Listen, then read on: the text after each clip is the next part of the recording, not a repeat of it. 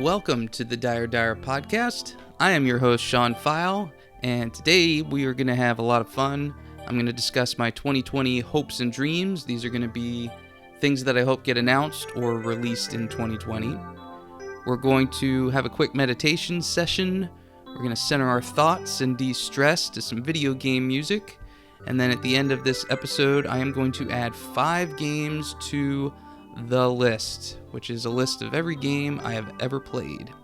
For those of you watching on YouTube, I am going to do a full play of Final Fantasy 15 over the next few podcasts, so that's the video you're seeing. For those of you listening on Apple, Google, or Spotify, you can head over to dirediredocs.com to find the video version of this podcast if you want to watch the Let's Play.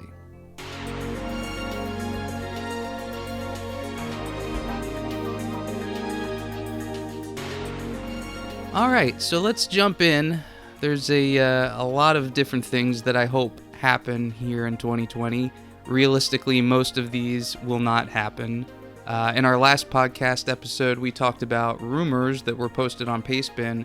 None of these are rumors. This is just my personal list of things that I would like to see happen this year. Whether it be, as I mentioned, a new release, a new game, coming out this year, or just the announcement that the game is coming.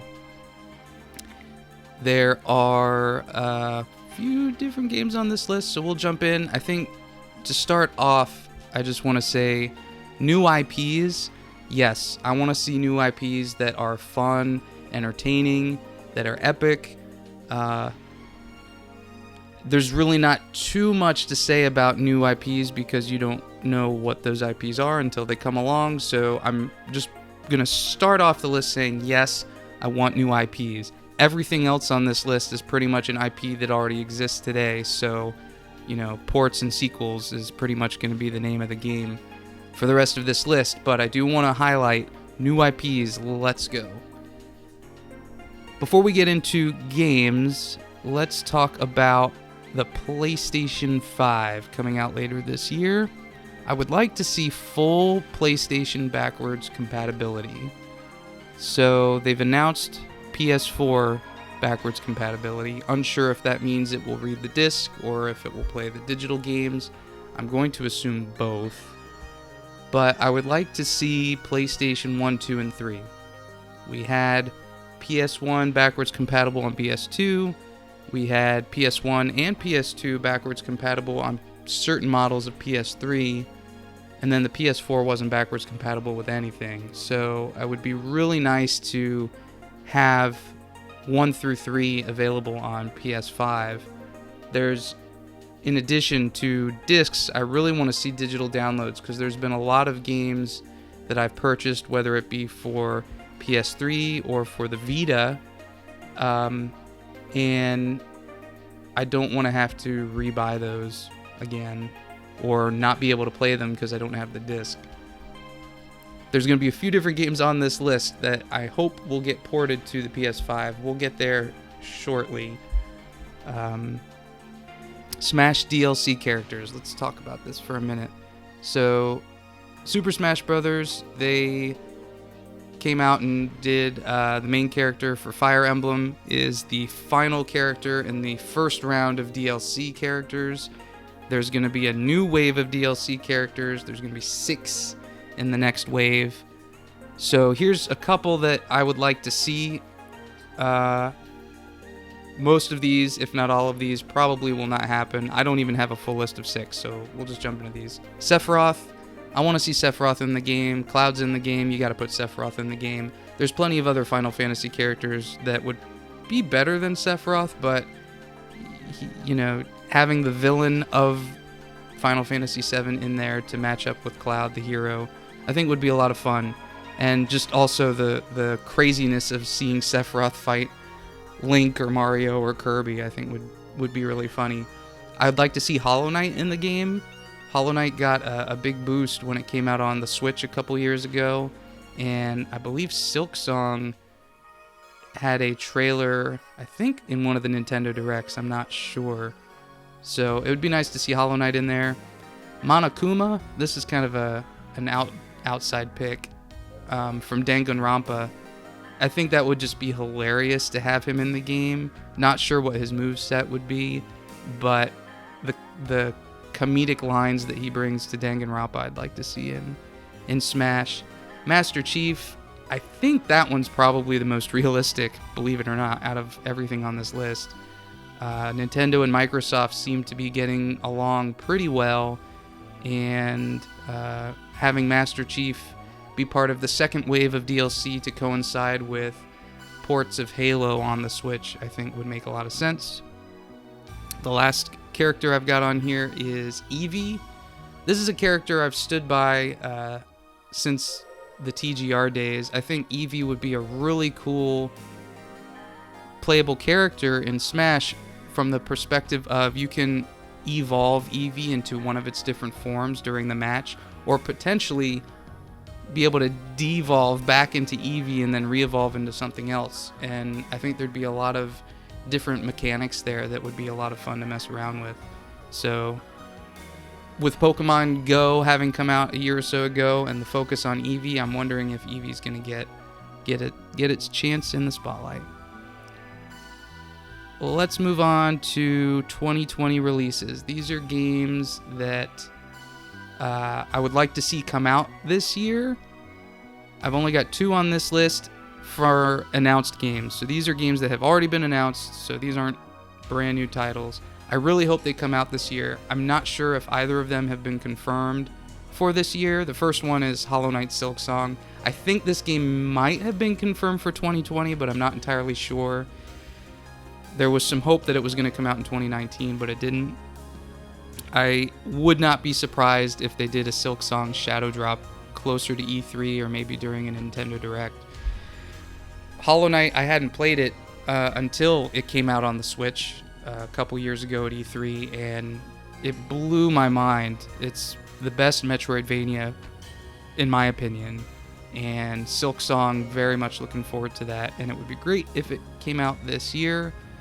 Zelda Breath of the Wild 2 is the other game on this list, and it got its reveal at E3.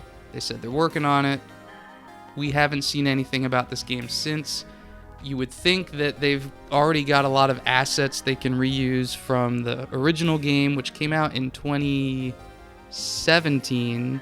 So it's been 3 years, and if they went right into Zelda Breath of the Wild 2 shortly after completing Breath of the Wild, I could see this coming out this year. This might actually be Nintendo's big Hollywood game, their big holiday game of 2020. So we'll see. And I think Breath of the Wild 2 would be a great title to pit up against the launches of the PS5 and the Xbox One. Otherwise, any other title Nintendo could put out is just going to get swept under the rug, because everybody's going to be jumping on the next gen train. But for Breath of the Wild 2, I think everybody would make sure to pick up a copy. So the rest of this list is all ports or new games. I'm going to start with ports. Now, again, these could be games that come out in 2020, or as long as they get an announcement, I would be really happy. I'm going to shoot a few of these off really quick. Xenogears, Tales of Destiny, Chrono Trigger, and Chrono Cross. I'd like to see all 4 of those somehow end up on the Switch. Xenogears was a game I bought it right when it came out back in the PS1 days. I never beat it. I, for whatever reason, just couldn't get into it as much as Final Fantasy VII or Final Fantasy Tactics. But I did enjoy it, and I lost my copy at some point. I probably sold it, and I really wish I hadn't, because I've always wanted to revisit Xenogears. I thought about buying it on PSN. Again, if PS5 is backwards compatible with all PS platforms, then I really hope PSN, they let us buy PS1 games. Xenogears would be a game, or I'd play it on the Switch. Tales of Destiny was the first Tales game I ever played, and my sister deleted my save when I was 30-something hours into it, and I never revisited it, but I had so much fun with that game. The magic that I felt during Tales of Destiny, I haven't felt in any of the Tales games that came after. Tales of Symphonia, Tales of Vesperia, the one on Xbox. I just didn't match the level of awesomeness that Tales of Destiny had. Chrono Trigger, I didn't have a Super Nintendo, so I didn't get to play it then. I do have it on PS1. I still have the disc, but man, does that lag. Anytime you pull up a menu or do anything, it's just this lag, and it's so bad. And I don't want to play the version that's on Steam. I want to play something on the Switch. And I want it to be good, a good port. And then Chrono Cross, as I capped off that list, I have that purchased on the Vita, but I don't want to play it on the Vita, so hopefully PS5 backwards compatibility, and I'll finally get to replay Chrono Cross. A couple other ports, Metroid Prime Trilogy.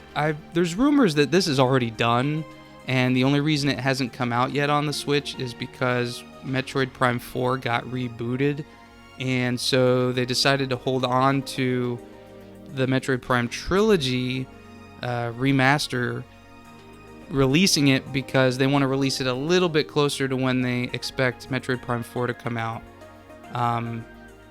I could see that coming out this year. I think there's a real good chance it will come out this year, even though we may not get Metroid Prime 4 for another year or two. Hopefully not more than 2.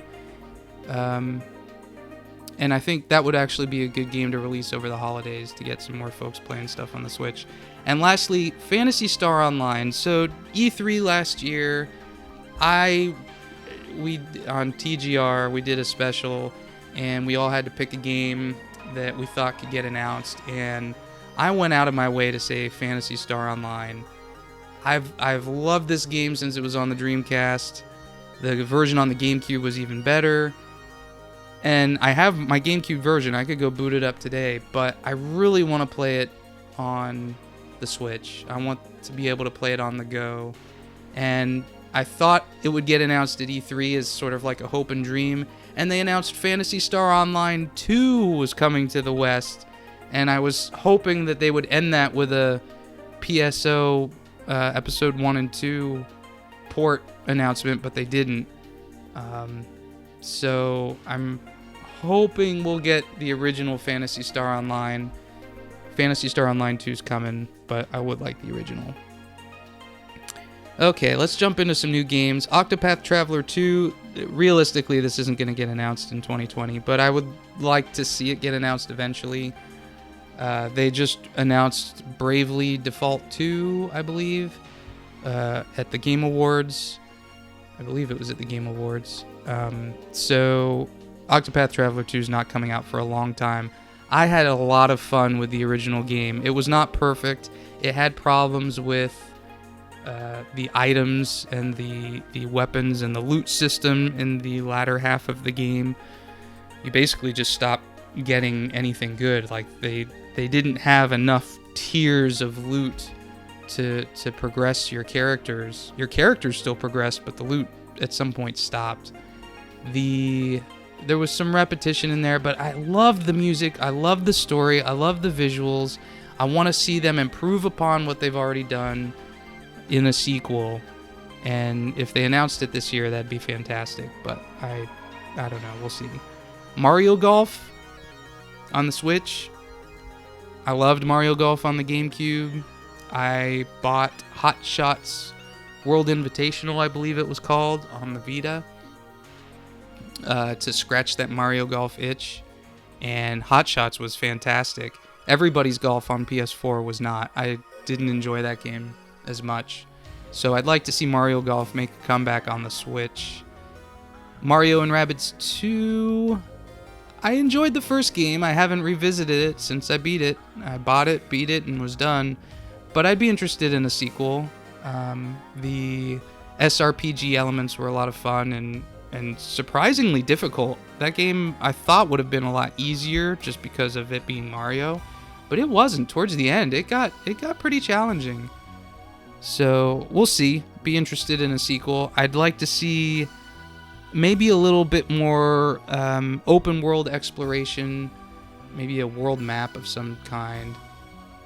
Something that's a little bit deeper in item customization and skill set customization. Maybe add some sort of class system to it. Something to make it feel like a Final Fantasy Tactics, I think would be a lot of fun. Super Mario Odyssey 2. So we talked about Zelda coming out in 2017.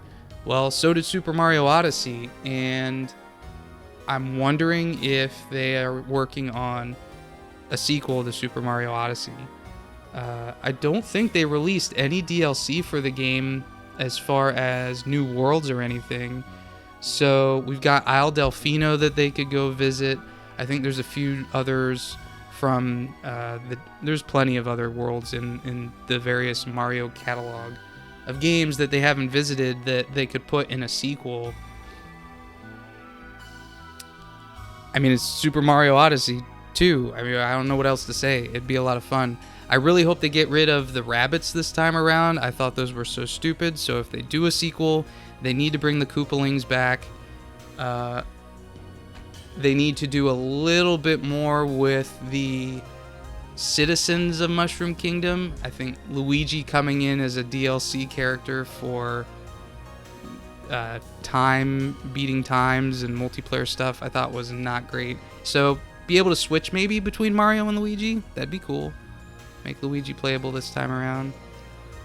Spider-Man 2 is probably already very far in development. I would not be surprised if this game comes out this year, if they rushed through to get it out in time for PS5. Otherwise, it'll be out next year. Had a lot of fun with Spider-Man. Surprisingly, a lot of fun. I'd put it up there with Batman Arkham City. It rivals that for the best superhero comic book video game. So we'll see what they can do in the sequel. God of War 2. God of War was fantastic. They're making a sequel to God of War, especially with the way that game ended and some of the secret ending. I don't remember if it was a secret ending or not, but post-credit scenes and all that fun stuff. Curious to see where they're going to go there. Prey 2. I think there's a really good chance Prey 2 is going to get announced at E3 this year. Prey came out, I believe that was also a game that came out in 2017, so it's been a few years. Not sure what I can't remember what Arcane has done since then. I believe they did something else. I know they did something else, and I don't remember what it was. But Prey 2, I'd be all in. Prey wasn't the best game, but it was as close to a BioShock as you could get in this generation. Speaking of BioShock, I think they've said a new BioShock is being made, so it'd be great to see that finally get formally revealed. Not sure what I would want from a new BioShock. I don't know if I'd want to revisit Rapture or if I'd want to revisit Columbia, if it would be something new, if it would be a remake, or if it would just be... I don't know. I don't know what I would want from a new BioShock, especially if Ken Levine's not involved, but... You know, Prey showed that they can have a BioShock game in modern times. Well, I guess BioShock came out in modern times. In their current gen, and have it be really awesome. So I want to see what they can do with a new BioShock. Bloodborne 2 is not getting announced this year. This is a dream. They are working on... Oh gosh, I've already forgot the name of the game From Software is currently working on. They announced it at E3 last year in 2019. It's supposed to be an open world sort of game, but with the Souls-like feel. Gosh, why can't I remember what that's called? I think I've intentionally tried to... I only watched the trailer for it the one time during E3, and then I've just put it out of my mind. Because those are the kinds of games that you want to experience for the first time with the zeitgeist as it's all being released and happening. I don't want to be spoiled on stuff, so I've kind of kept whatever it is From Software's working on out of my mind. So they're not working on Bloodborne 2, but I do want to see a Bloodborne 2 eventually. I know a lot of folks have said, no, the story's fine, we don't need any more Bloodborne 2, leave it alone. But I want it. I want another one. Quick side note, we should be getting Demon's Souls as a PS5 launch title from Bluepoint, so that's gonna fill the gap, I think, until From Software's next game. So Bloodborne 2 is definitely a dream, but you never know. Monster Hunter World 2, I've never been the biggest fan of Monster Hunter. I really enjoyed Monster Hunter World. I would like to see a sequel. I think that game came out the tail end of 2017, maybe early 2018. Was it the early? Yeah, it must have been 2018 it came out. It's only been a couple years, but if they announce a new game, that'd be cool. Iceborne released not too long ago, so either they're going to do another expansion or they've been working on the successor. They could do a whole nother game within that engine. They might as well. I hope they don't, just throw all that away after just the one game and one expansion. I hope they do more. So we'll see. Persona 6, not sure what I really want out of Persona. Persona 5 blew my mind. Such an amazing game, and if they can make a new game, hopefully for the next gen of consoles, as good as Persona 5, I will be very happy. If they can best it, that'll be even better. Saints Row 5, I want to see Saints Row come back. I didn't play the first two games, but I got Saints Row 3, I think through PS Plus on the PlayStation 3, and I had no intent of playing that game, but I was trophy hunting at the time, so I said, okay, well, let me just download this and see if I can get a few quick trophies. And man, that game absolutely blew my mind. I think I may have platinumed it. I had so much fun with Saints Row 3. It was Grand Theft Auto, but wacky, and it was so good. Saints Row 4 wasn't terrible. It didn't live up to Saints Row 3 at all, but I still enjoyed Saints Row 4, and I think if they do a Saints Row 5 on next-gen consoles, hopefully it would be a lot of fun. So we'll see. Last game on this particular list, and then a couple things at the end. Last game on this list, Final Fantasy 16. I think it's time. They're working on Final Fantasy VII Remake. Got it. But there's gotta be another team that's working on Final Fantasy 16. There's been enough time since Final Fantasy 15 that I think it's time they could at least announce 16. Now, Square, they can announce stuff and then it still takes 5 years to get released. So if that's the case, don't show us 16. But I think we could be reasonably, if they've been working on this game for a while, which I don't know if they have or not. Final Fantasy 16 coming out within the first couple years of next gen's life cycle would be fantastic. Final Fantasy 15 was announced during the PS4. Was it the PS4 announcement? Or was it the PS4 E3? Honestly, I can't remember now. I think it might have been the announcement, but don't quote me on that. It was either that or the big conference at E3. Maybe it was E3. So anyway, if Final Fantasy 15 got announced during that time, maybe they can do the same with 16. And yes, I know 15 was just a reboot of 13 Versus, but it's been a long time. Okay, and then two more games on this list that I wanted to pull out from the ports and new games list just because these are very special to me. The first one's a port. I want to see Final Fantasy Tactics War of the Lions show up on the Switch. I've got Final Fantasy Tactics PS1 copy. I've got it on the PSP. I've got it on the Vita. I want to play it on a Switch. And I want to play it without the slowdown that is in the War of the Lions version whenever you cast a spell. I really, really want to play this game, but I don't want to play it on any of these other consoles. I want to revisit it on the Switch. I've been waiting for them to announce a Tactics port / remaster for such a long time. They've finally gotten through 7, 8, 9, 10, 12. They've done all of those games, and they did 7, then they did 9, and they finally went back to 8. And now that 8's out, I'm hoping they can get to Tactics. They've been announcing other games. I mean, Crystal Chronicles is getting this whole thing. Chocobo Mystery Dungeon. I mean, there's been so many games that Square has been putting out on the Switch and the other consoles. it's time for Tactics. It really is. And I'm not talking about Tactics Advance. If they want to port those two, that's great.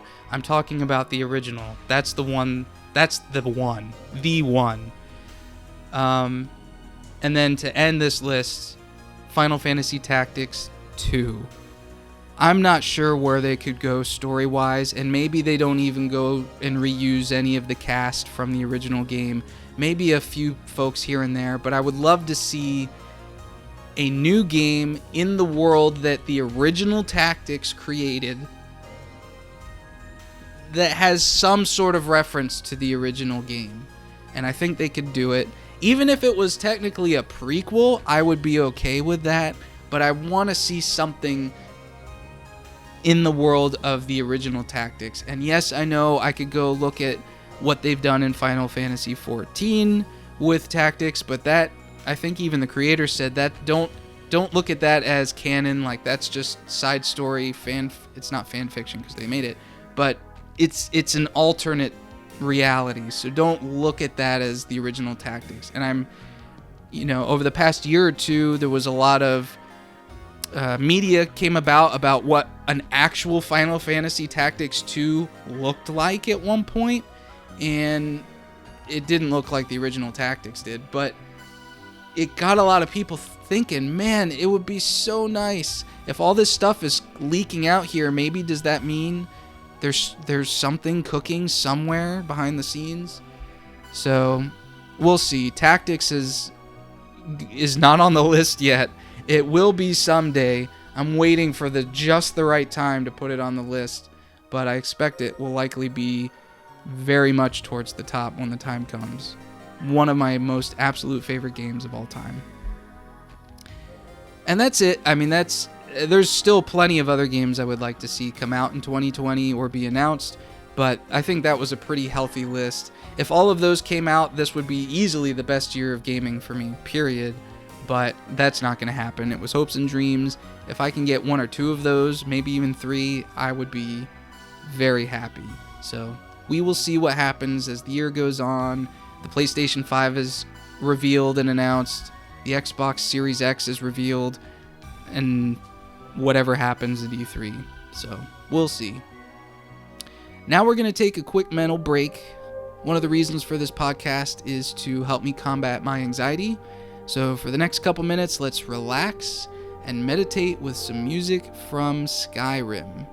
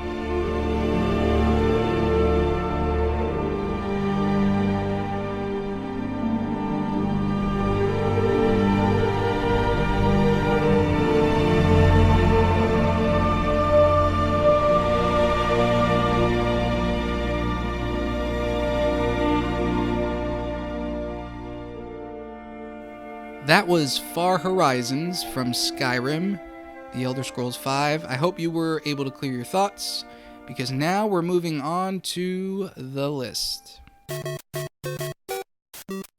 The list is a continually growing list of every game I've ever played, There's currently 4 games on the list, and after today there will be 9 on the list. I'm going to talk about each game and then reveal its ranking, and you can see the most up-to-date list on DireDireDocs.com. A quick correction before we jump in. In the last podcast, I mistakenly placed Pong in 4th place and Marble Madness in 3rd place, and their rankings should have been reversed. Even as I was talking about those games, there was something in my head saying, wait a minute, this isn't right, but I wanted to keep going. I just wanted to keep recording the podcast. So I did, but there was a production error in the notes that I took for that podcast, so Pong should have been in 4th. Oh, wow, no. See, I did it again. Pong should have been in 3rd. Marble Madness should have been in 4th. Also in the last episode, I said, hey, instead of 1 game, I need to do 3 games because it's going to take me a long time to get through every game I've ever played if I only do 1 per episode. Well, I decided to go create a list of every game I've ever played just on the original Nintendo, on the NES, and there were almost 80 games on that list. And I'm like, man, if I only do 3 a week, it's going to take me a couple years just to get through the original Nintendo. So I said, you know what? And 3 a podcast, I should say. So I said, okay, I'm bumping it up to 5. And realistically, I think there's a lot of games that I've played that I don't have a whole lot to say. Like, I'm just going to rank them and move on.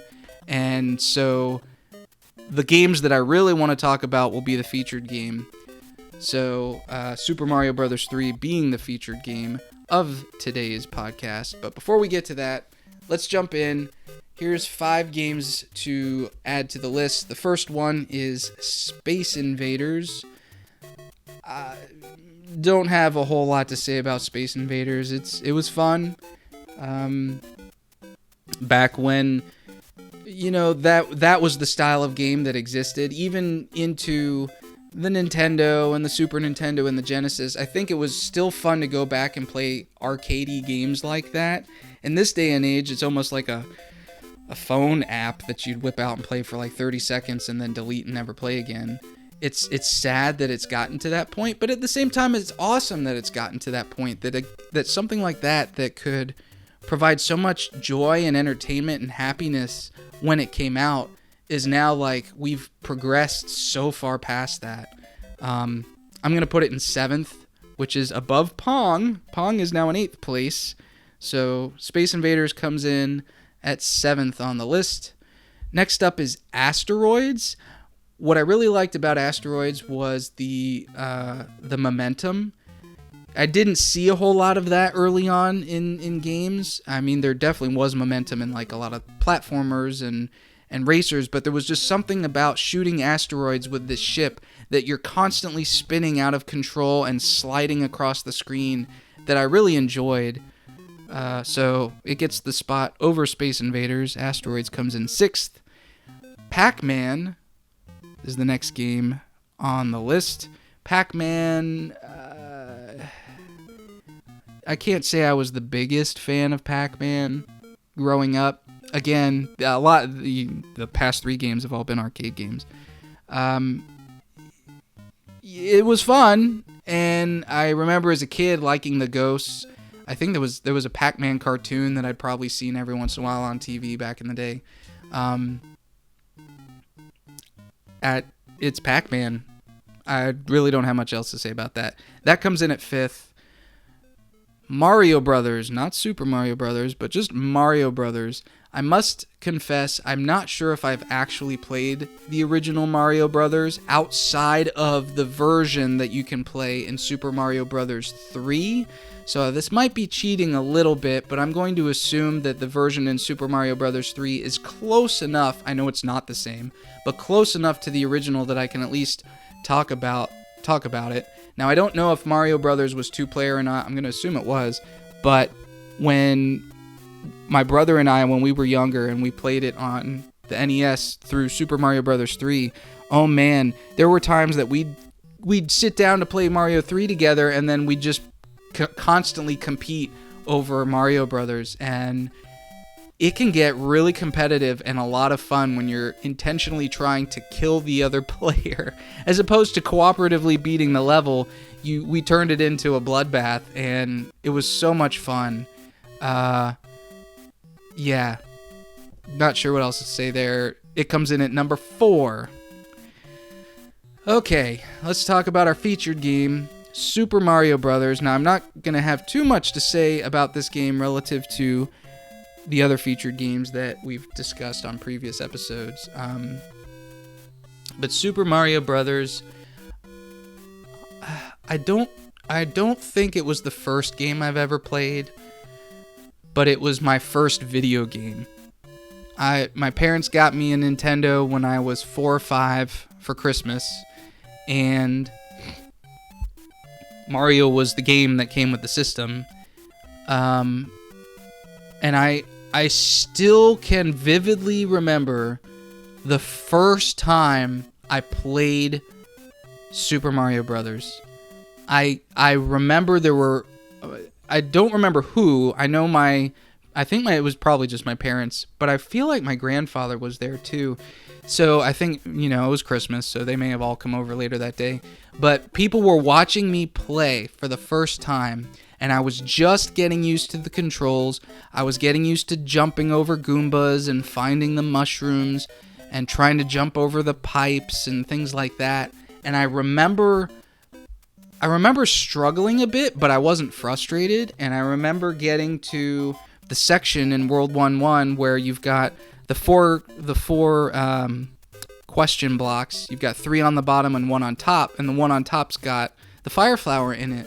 And I'm like, oh, okay, here's some blocks, and I guess what I've got to do is hit them to get the coins. And so I hit the 3, and then I figured out how to jump on the 1 to hit the one on top. And when that flower came out, it was like, whoa, what is this? And it even though it was like, I don't know, 10, 15 seconds into the level, maybe a couple minutes into the level at that age,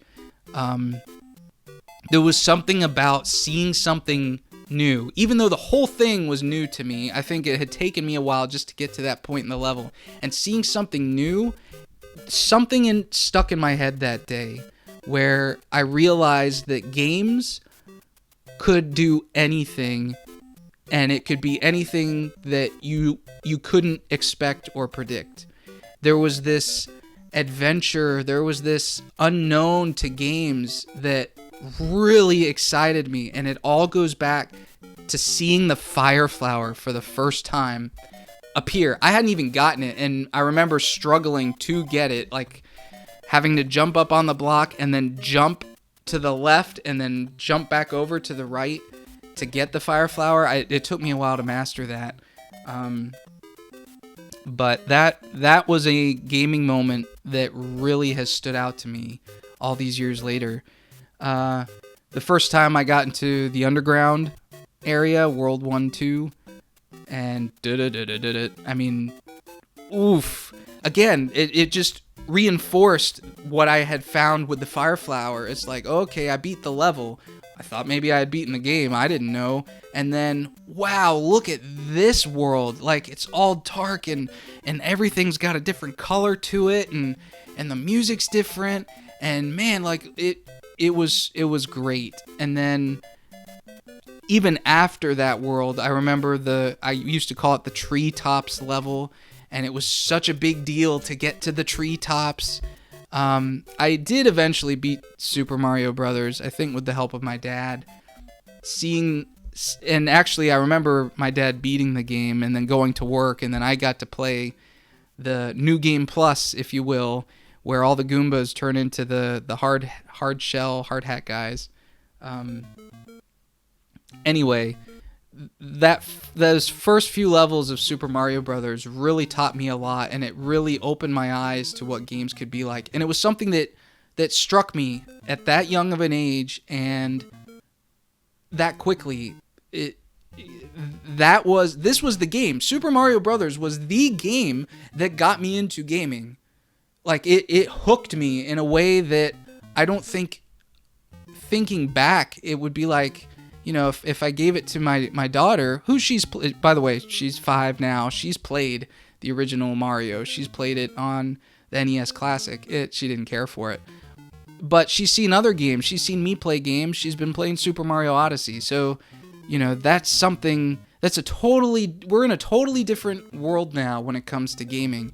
And back then, from now, looking back to what the games were like back then and seeing how they captured our imagination when the visuals and the level of immersion and just the limited interactivity they had back then, it's still amazing to think about, I guess from a time capsule perspective. Anyway, Super Mario Brothers, again, the game that got me into games. It was a hard game. A lot of the games that came out on the NES were hard. Super Mario Brothers was definitely difficult. At some point when you find out how to do the warp pipes to skip a lot of levels, I think it makes it a little bit easier. At least it reduces the amount of time it takes. But it was still challenging, and Bowser was always challenging. It didn't matter what world you were on.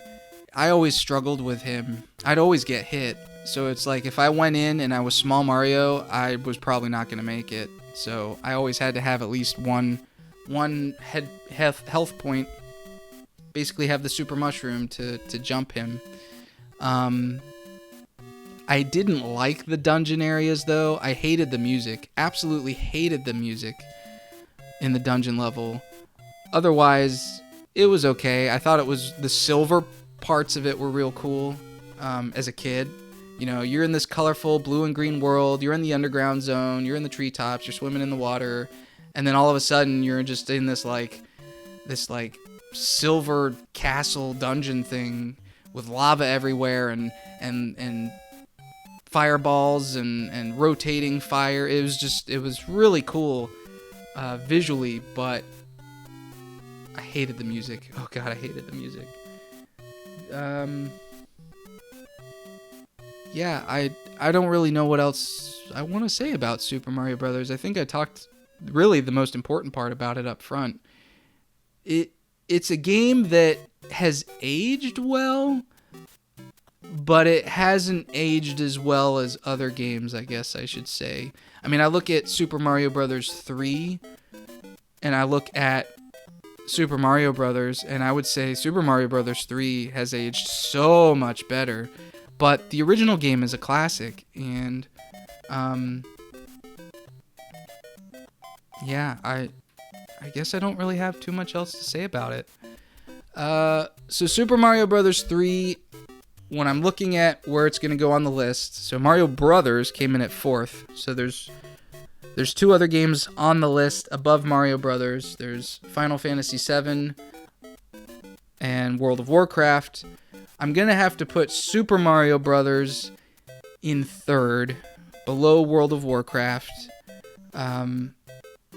Again, at the time, Super Mario Brothers was the best game ever made, and it took a while for other games like Super Mario Brothers 3 or Mega Man it took a while for others to even get close to the greatness of Super Mario Brothers. But now, all these years later, I think looking back on Super Mario Brothers, it's sad.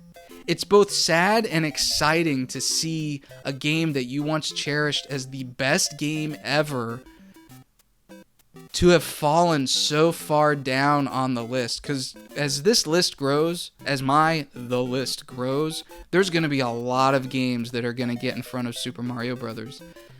But that's okay. I think if gaming didn't continue to evolve and didn't continue to grow, games didn't get better than the best of what is out there, then what's the point? If there's nothing else that's gonna be new and exciting, and there's no possibility of it being better than what we've got today, I don't know what the point would be. That's what I love about games, is that it's always progressing. The art form is constantly progressing, and it's becoming more and more immersive, more and more engaging, more and more entertaining as time goes on. And Super Mario Brothers at one point was the best the absolute best game ever made. And I think that says a lot. That says a lot about the game. So that does it for this episode of the Dire podcast. Thank you for listening. Again, please check out dirediredocs.com for podcast updates and updates on other content that I am making. This is Sean Pfeil, and this has been the Dire podcast. Thank you very much.